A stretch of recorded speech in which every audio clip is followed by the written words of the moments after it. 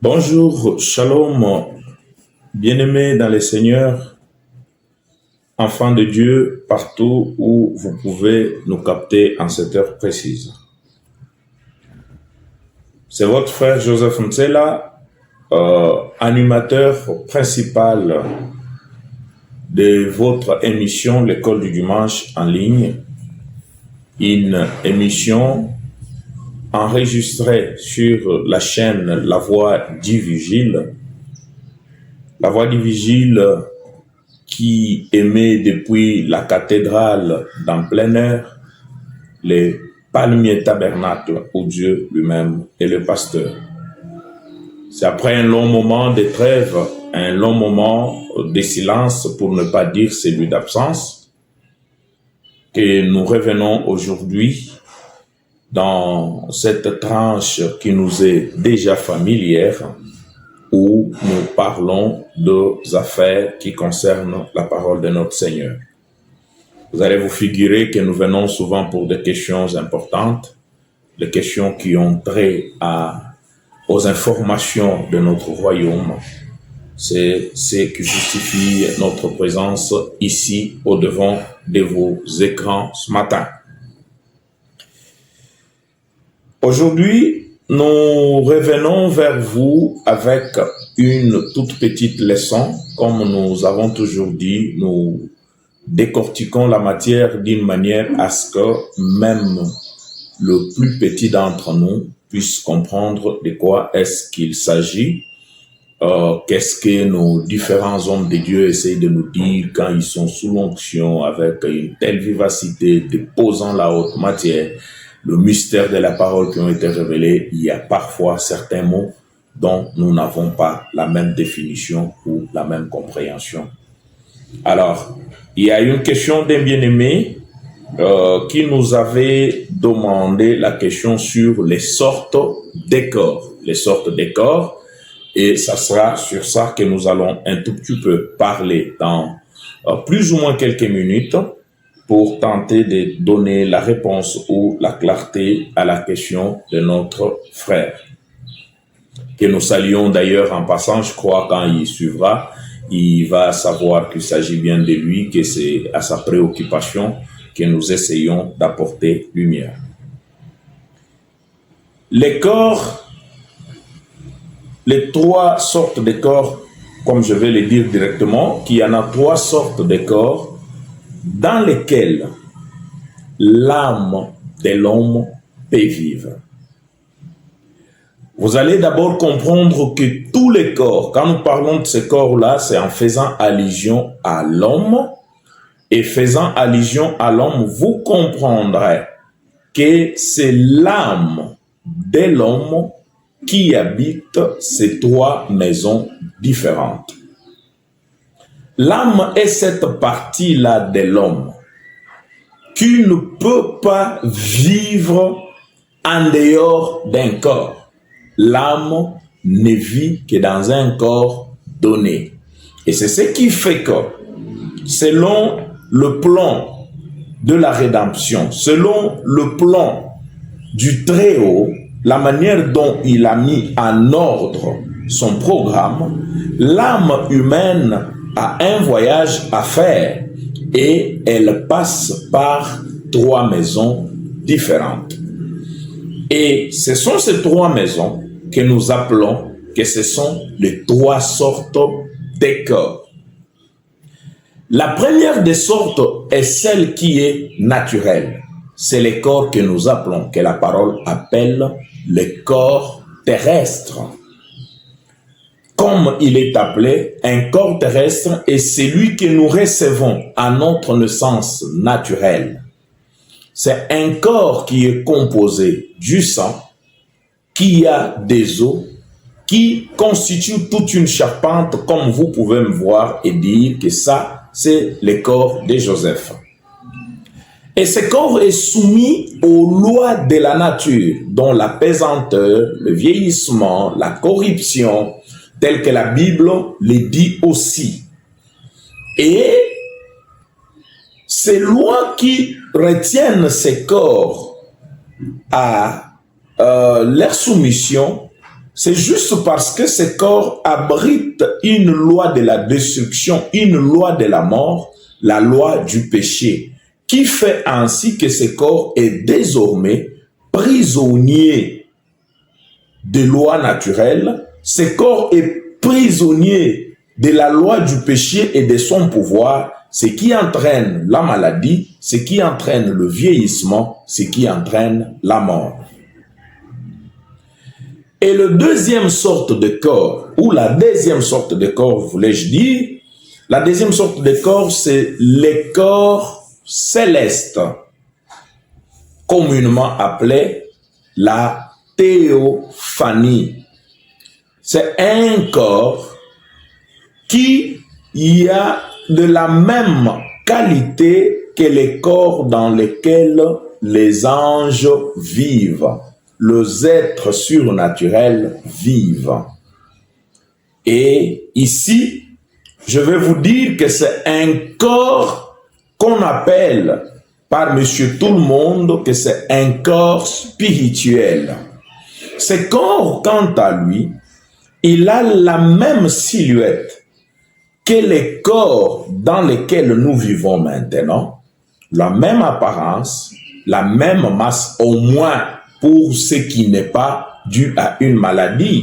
Et vous allez vous figurer que dans ces corps théophaniques, on ne peut pas avoir des théophanies qui sont affectés par l'obésité, par exemple. Donc, tout ce que nous avons eu comme infirmité dans les corps terrestres dans lesquels nous vivons, ça ne peut pas être transposé dans ces corps célestes, ces corps théophaniques.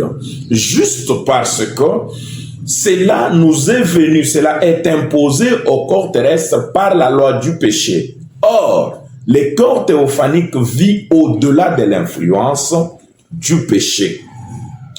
C'est un corps qui a la même silhouette, comme je le disais, la même apparence que ce corps, mais dans sa beauté alors, dans sa perfection. C'est pourquoi vous lisez le prophète qui dit qu'arrivé à un certain âge, quand le corps terrestre atteint sa beauté, sa parfaite stature que Dieu lui a dans son image, Dieu prend quelques clichés qu'il garde pour les corps théophaniques. Et on entre dans ces corps que par notre âme. Souvenez-vous que je viens de dire que les trois sortes de corps sont les trois maisons dans lesquelles l'âme vit.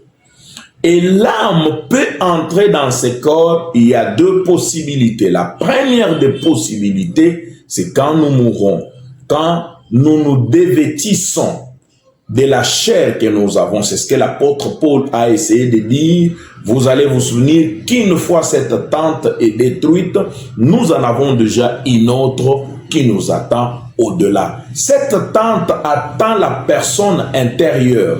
Cette tente, c'est une habitation de la personne intérieure.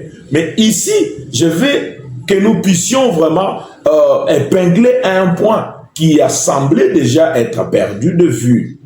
La théophanie n'est pas la condition parfaite de l'homme.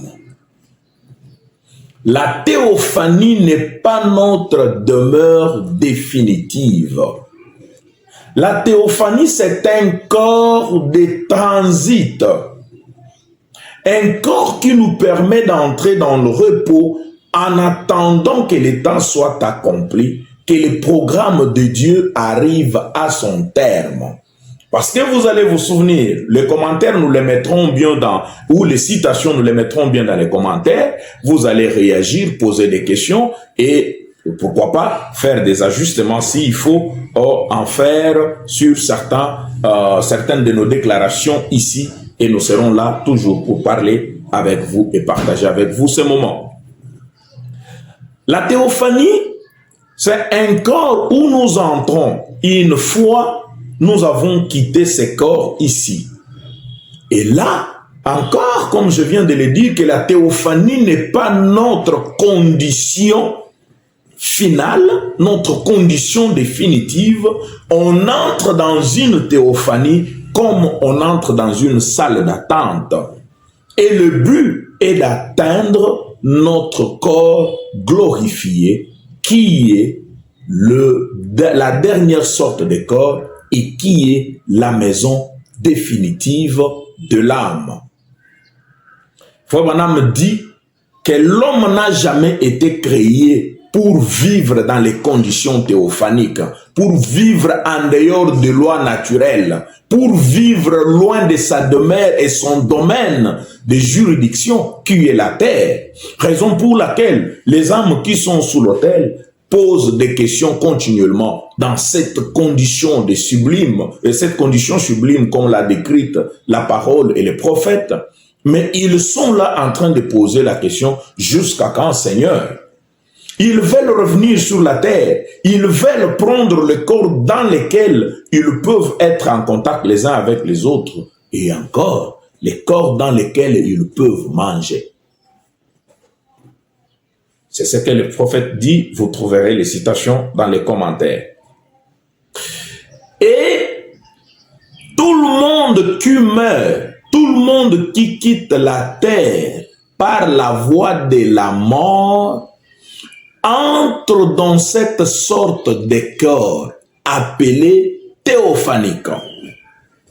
Là encore, il y a un problème. Et les gens se posent des questions, et même les pécheurs. Bien sûr que oui. Bien sûr que oui. Entrer dans un corps théophanique ne veut pas dire qu'en réalité, vous êtes dans une bonne direction. Mais parlant des chrétiens, nous croyons que quand nous entrons dans ces corps théophaniques, ces corps angéliques, ces corps spirituels, ces corps célestes, nous sommes là pour un repos, pour la perfection de notre rédemption. Mais vous vous souviendrez, les citations seront là. Quand Christ est allé prêcher aux âmes qui étaient en enfer, Frère Branham dit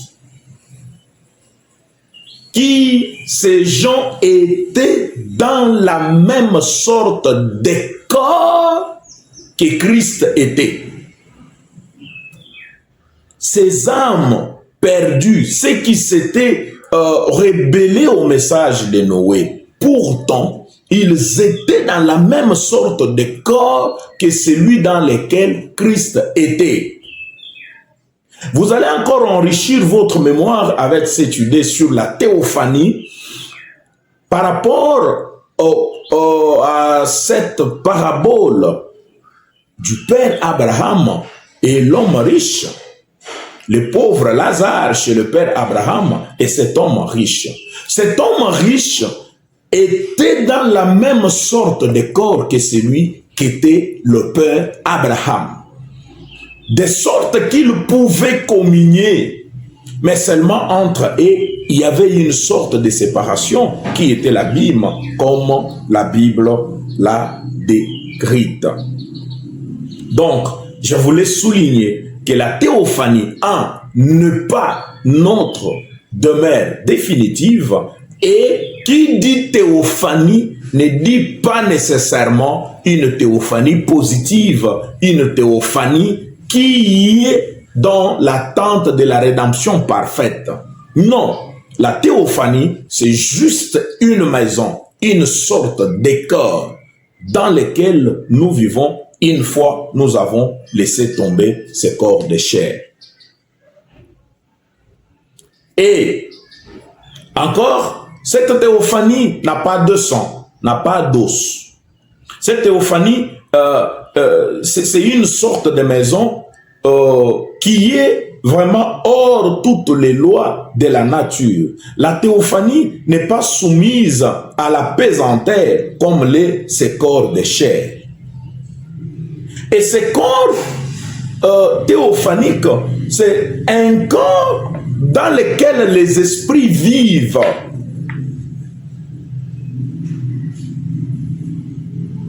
Les âmes qui sont perdues, tout comme les âmes des bienheureux, les anges et Dieu lui-même, c'est dans ce genre de corps qu'il vit. Et la troisième sorte de corps, c'est les corps terrestres glorifiés. Les corps terrestres glorifiés ou les corps glorifiés, c'est ça la maison définitive de l'âme humaine. Et ce corps est caractérisé par la fusion de deux premiers corps, les corps du péché, les corps mortels, les corps naturels, dont la charpente que j'ai, les os et le sang, avec ces corps surnaturels, ces corps théophaniques qui se mettent ensemble. Et cette fusion d'ensemble a une conséquence. Quelle est la conséquence principale? Quand cette fusion se fait, ça extirpe la loi du péché dans les corps terrestres. Et ainsi, ça projette ces corps dans des capacités nouvelles. Il devient aussi léger que la théophanie elle-même. Ce corps devient capable de défier la pesanteur, de défier les obstacles et de faire son passage libre. Seulement, une chose est à noter, Frère Branham dit que c'est le genre de corps dans lequel Jésus vit après sa résurrection. Et après sa résurrection, nous avons tendance à les projeter directement dans la colonne de feu. Mais avant qu'il ne récupère la forme de la parole, la colonne de feu, le logos, Christ a d'abord vécu dans un corps de chair, terrestre, glorifié, avec lequel il pouvait percer les murs et faire apparition au milieu de ses disciples. Et lui-même avait dit, quand il les a trouvés un matin ou une nuit, je ne me rappelle pas, alors qu'ils étaient là en train de faire du poisson et ils avaient du pain, ils se doutaient eux aussi de sa présence. Ils croyaient que Christ, c'était son esprit qui serait revenu vers eux. Et il a dit, non, ce n'est pas l'esprit. L'esprit n'a pas de chair, l'esprit n'a pas d'os. Ce qui veut dire que lui leur témoignait que je suis réellement dans un corps.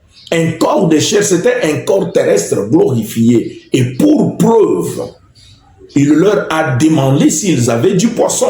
Et ils lui ont offert du poisson. Après la résurrection, il a mangé. Et la Bible dit que nous allons le voir tel qu'il est, car nous serons semblables à lui. Donc nous serons aussi dans ce genre de corps. Ces trois sortes de corps sont les trois habitations de l'âme. Les corps terrestres, naturels, et les corps théophaniques, qui est les corps célestes qu'on appelle les corps spirituels, et les corps terrestres glorifiés, qui est la fusion de deux premiers corps, mais qui sont gardés loin du péché pour le bienheureux. Alors, un autre élément que nous allons devoir prendre dans cette étude qui est tellement capitale, ce sont les dimensions, les lieux appropriés dans lesquels chacun de ces corps, chaque conditionnement, l'âme quand il entre dans un corps, dans une sorte de corps, il a aussi un milieu qui lui est naturel, que nous avons appelé les dimensions. Raison pour laquelle nous allons aussi voir que chacun des corps a un milieu qui lui est propre à lui, un milieu dans lequel il vit, mais cela ne l'empêche pas de faire parfois de déménagement ou de comment voyager entre ces dimensions différentes. Et pour les dimensions, nous retiendrons qu'il y en a 7. 7 dont le canal des mortels, qui est la fusion des 3 premières dimensions, le temps, la lumière et la matière.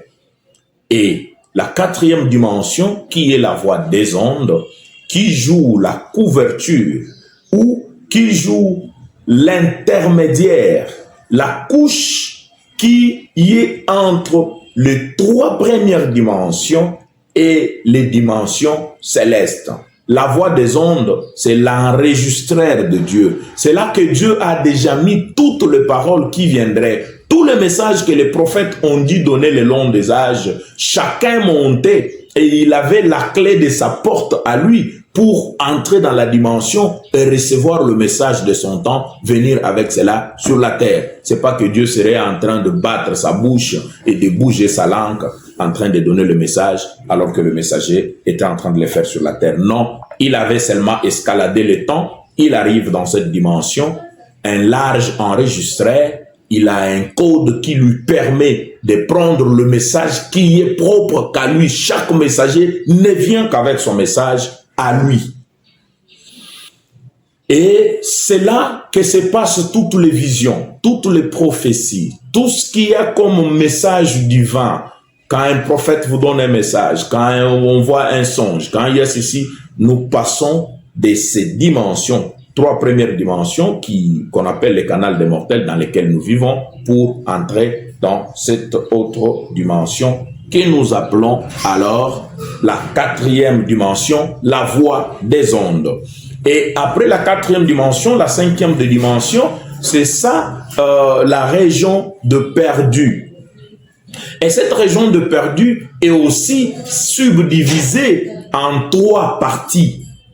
La première des parties, c'est d'abord la région des âmes rebelles. Et la deuxième partie, dans la 5e dimension, c'est la région où vivent les esprits impurs, les démons. Et la 3e dimension, la 3e partie de la 5e dimension, c'est la région où vit Satan lui-même. Après, nous passons à la 6e dimension. La 6e dimension qui, elle aussi, est subdivisée en 2. Les 2 parties de la 6e dimension, vous trouverez dans la parole, Frère Branham parlait du premier ciel et du 2e ciel. Ce sont les parties de la 6e dimension. Et la première partie de la 6e dimension, c'est la région où vivent les âmes des bienheureux. Ceux qui sont morts en Christ depuis que le paradis a été supprimé, ils vivent dans cette partie qui est la 6e dimension, mais dans son premier compartiment. Et la deuxième partie de la 6e dimension, c'est là que vivent les anges. C'est là que vivent les anges. Et après, il y a une autre dimension qui est la 7e ou le 3e ciel dans lequel Dieu lui-même vit. Vous allez voir qu'il y a les 4 premières dimensions, donc les 3 premières dimensions dans lesquelles vive l'homme, où vit l'homme, et la 4e dimension qui est la voie des ondes, mais qui est le point intermédiaire entre la 5e dimension et sa trinité et le ciel, les 3 cieux de l'autre côté, avec leur trinité aussi dans la 6e dimension, avec la région des anges et la maison de Dieu lui-même. C'est pourquoi Paul, lui, quand il a fait son expérience d'au-delà, il a été transporté jusqu'au 3e ciel. Contrairement à ce que pensent beaucoup de gens, les gens pensent que Frère Branham, dans la révélation, dans sa visite du ciel, il était parti plus loin que Paul. Non, lui-même dit que moi, j'en suis arrivé seulement au premier ciel et les choses avaient été sublimes. Que dire des frères Paul qui était arrivé jusqu'au 3e ciel? Paul a transcendé la 6e dimension, il a transcendé la région des anges et il est allé jusque dans la présence de Dieu lui-même. Alors que la visite de Frère Branham s'est limitée à la 6e dimension dans la région des bienheureux. Donc, voilà un peu comment ces choses se passent. Et chacun de ces corps vit dans une sorte de dimension donnée. À l'émission prochaine, nous allons venir pour placer chaque corps et son milieu ambiant, comment il vit et quelles sont ses limites et quelles sont ses caractéristiques. Nous parlions de 3 sortes de corps. Vous allez retenir qu'il y a le corps terrestre, celui dans lequel la loi du péché et la loi de la nature exercent son influence, ce corps qui a le sang, ce corps qui a les os dans lesquels nous vivons, que nous recevons à notre naissance.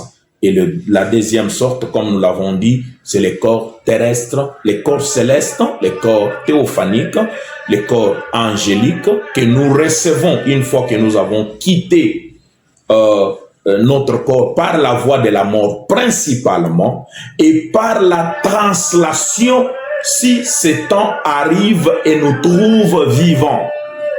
Vous vous souviendrez que Paul a dit, nous ne mourrons pas tous, mais tous nous serons changés. À cette translation, on laissera tomber l'élément de la chair pour entrer dans cette même silhouette. L'âme fera une mutation rapide, une mutation tellement qui sera peut-être pas observable à l'œil nu, mais il passera de la chair à ses corps théophaniques. Et enfin, nous avons vu les corps terrestres glorifiés, qui est la fusion des 2 corps, les corps théophaniques et les corps terrestres soumis aux lois de la nature, ce qui va donner à ces derniers les nouvelles capacités, d'où son appellation, les corps glorifiés.